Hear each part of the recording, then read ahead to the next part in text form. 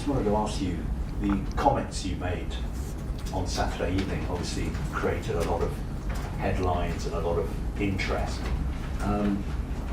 What did you mean exactly by those comments, and what did you want to achieve? I already spoke about that, and I don't have nothing to add. But obviously, what you said... It's Cardiff tomorrow, please. But you don't want to address at all the fact that what you said? I already spoke about that, and I think I was quite clear. No more than that. But with all due respect, I don't think you were clear, because you said something that is open to a lot of interpretation. So people are thinking, did he mean that he's got a problem with the media? Does he have a problem with what people are saying on television? Or is it more serious? Does he have a problem with the sporting directors? Does he have a problem with one of the owners at Chelsea? Obviously, when you make those comments, you have to accept the fact that people are going to talk about them. I respect your opinion, and I respect people's opinion, but again, I don't have nothing to add, and my focus is just on tomorrow game, that we can achieve the third semi-final in 18 months since I joined the club. It's undeniable that you've done a fantastic job at Chelsea, but it's also undeniable that when you're the Chelsea head coach, when you speak in public, people are going to be very interested in what you say. And everybody in the world of football is now saying the Chelsea head coach has a bad relationship with the Chelsea sporting directors, he has a bad relationship with the Chelsea owners. We are in an era where everyone can say what they think. I respect people's opinion, I respect your opinion, but again, I don't have nothing to add. My focus is just on tomorrow game. But it's not my opinion, it is, you've opened a can of worms. I'm not saying your opinion, I said all of you people's opinion. I respect, no problem. We are in a moment that everyone can say what they think, and I already answered to the question. Just focus for me on tomorrow, and what I said after Everton game, I already spoke about that, and I don't have nothing to add.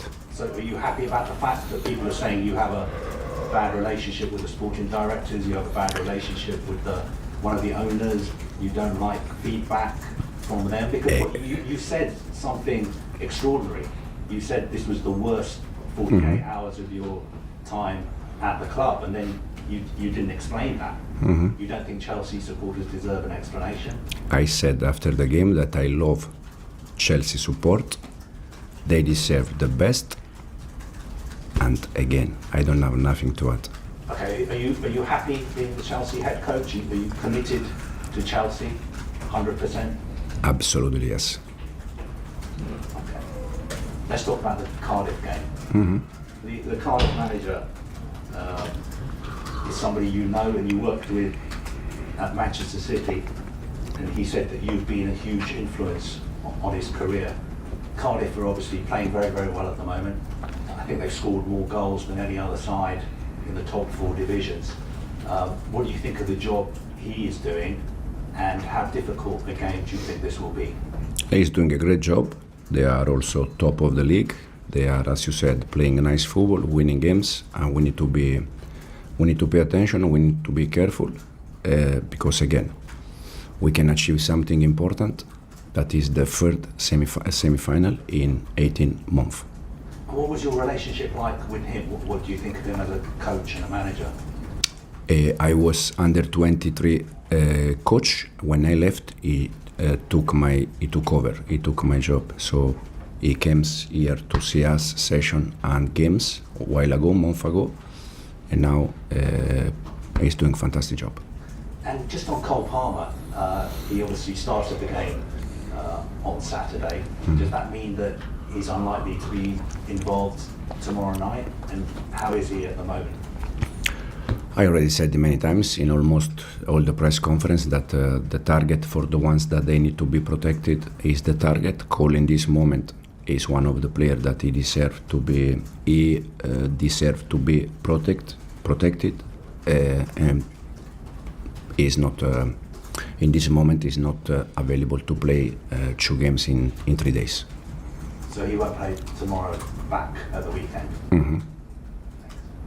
Ian. Hi Enzo, how are you? I want to ask you, not necessarily about your comments at the weekend, it's just one question, but why on Saturday did you think that was the right moment to come out and say what you said? I can speak Italian, my language, Spanish very well, French very well, and English more or less. But I think when I want to say something, I'm quite clear. I already spoke after the game. I don't need to add more. If you want, I can try. I can try in Italian, Spanish, French. So you all aware. It's done. It's finished. Was after the game. I said what I said after the game. Now it's focus on Cardiff, third semi-final in 18 months.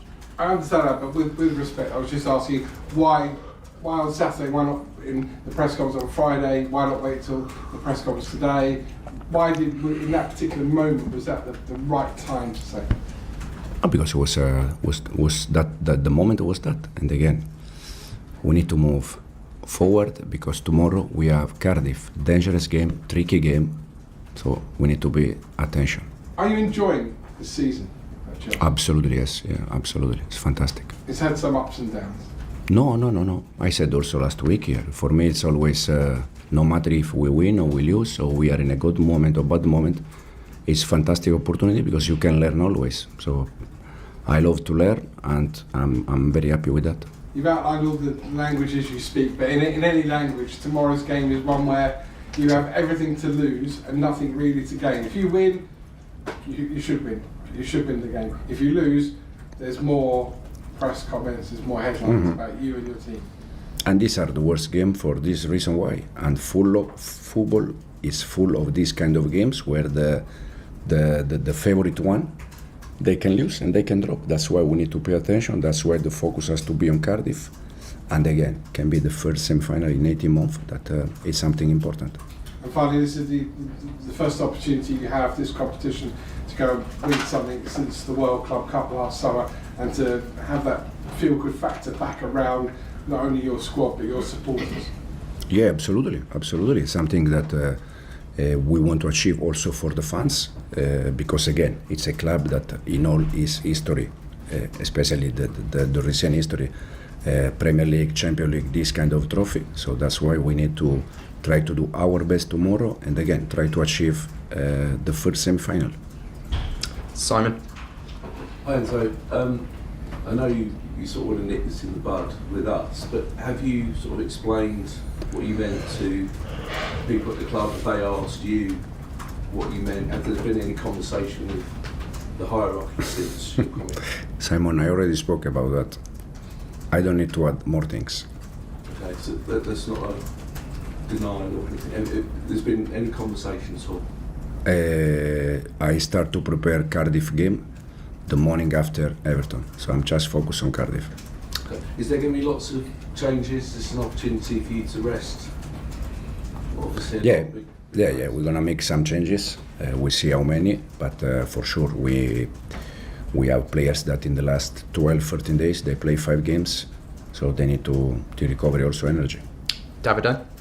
So, I'm not going to go there again. I think you've been quite clear. But, Cardiff... I'm not going to ask, but... No. How important it is for you establish a winning mentality in the team? You mentioned this many times, and Cardiff is another opportunity to do that.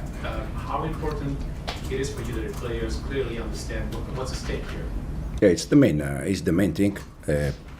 As I think since I joined the club, I always try to say the same, that to build a winner mentality, you need to win games.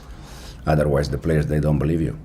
So since day one, we are trying to win games, and tomorrow is another chance to be there in another semi-final, no matter the competition. And it's an important moment for the players, for the fans, for the club, for everyone. At which point do you think you are in building the team you want to build, like in building that winning mentality for the team?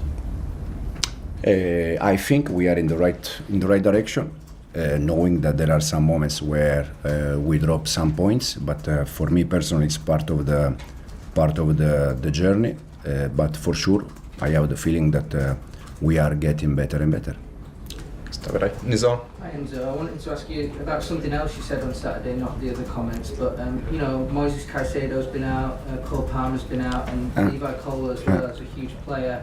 I wondered if you thought maybe the expectations from the outside sometimes are a bit too big at Chelsea, you know, considering you have these problems and you have a very young squad.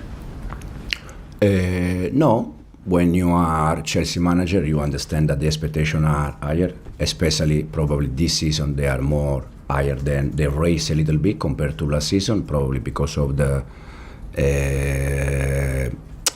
Club World Cup, Conference League. We finished fourth in the Premier League, and as you said, with the youngest squad in the history of the Premier League. So probably this season the expectation raised a little bit, but I think it's something normal when you are Chelsea player or Chelsea manager. Do you think you have to have a season at least as good as last season to sort of be seen as a success this year, or do you think that, you know, if you just finished fourth, for say example, it would be a good season? Like, how do you see it? I think the target for this club is always to improve, and we're gonna try to improve what we did the last season. And we'll finish with Rob. Hi, Enzo. What would you say have been the positives and negatives about working at Chelsea? I mean, we all know how the management structure is here and how it can be a bit prescriptive, and that might not be to every manager's taste. Has the job been what you expected, or has it been? Absolutely, yes. Yeah. I think it's lots of positive things, for sure. And then Malo Gusto had maybe his best game of the season today, and a lot of that was when he was moved into midfield. Do you see him, now that Reece James is able to play more and more, do you see maybe a future where Malo gets moved full-time into midfield?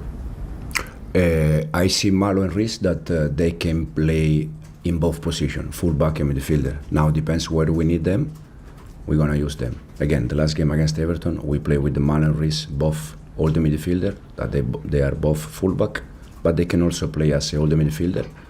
And we are happy for Malo because he never scored before in his career. Now he scored already 2. Something similar happened with Kuku last year. He scored 6-7 goals. So we are happy to help players to improve and to get better.